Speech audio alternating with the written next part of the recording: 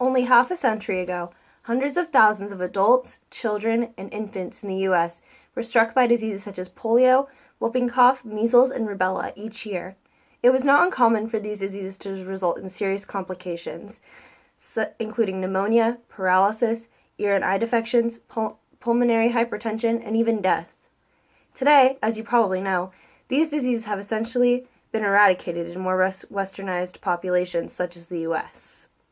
Despite improved healthcare and hygiene techniques, the drastic decline in these diseases can be attributed to one thing: vaccines. Despite the success of vaccines in the eradication of a variety of deadly diseases, there has been an uptick in parents neglecting to vaccinate their children in recent years. Anti-vaxxers tend to oppose vaccines for a host of reasons. Depending on the individual, one may worry about injury or ingredients, or even question the safety or validity of vaccines. Of course, everyone is entitled to their own opinion. However, when someone's opinion has a death count, that opinion begins to become a problem. Not only that, but the case against vaccines tends to be fueled entirely by emotion and addictive reasoning, whereas the case for vaccines has continuously been supported by science and statistics. The most common misconception concerning vaccines has to do with the risk of injury. Many anti-vaxxers find horror stories on the internet of children developing allergic reactions, becoming paralyzed, or even dying. Of course, like any medical procedure, vaccines aren't without risk.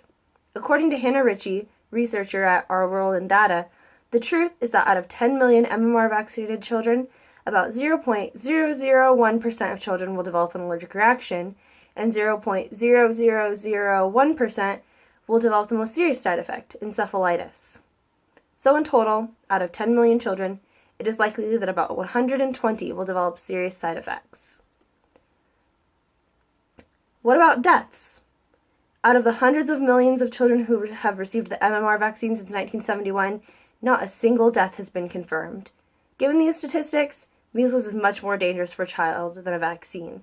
While deaths from vaccines are most likely a complete fallacy, deaths from measles are real. In 2017, 110,000 children worldwide died from measles.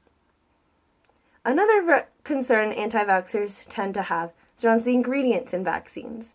It is true that many vaccines contain toxic substances such as aluminum or mercury. However, according to isglobal.org, in a normal day, we breathe, eat, or drink 30 to 50 milligrams of aluminum, more than 20 times the maximum dose allowed in a vaccine. With this being said, additives in vaccines are not only safe, but necessary. These additives can serve a host of purposes. They may prevent bacterial or fungal infections, enhance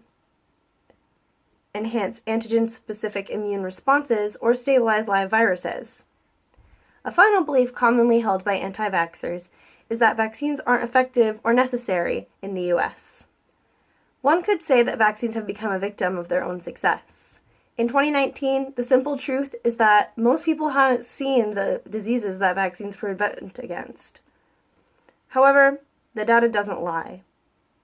First of all, there is no denying that vaccines are effective. According to the CDC, diphtheria, measles, mumps, and rubella have all declined by 99% since the pre-vaccine era. Take a look at this graph.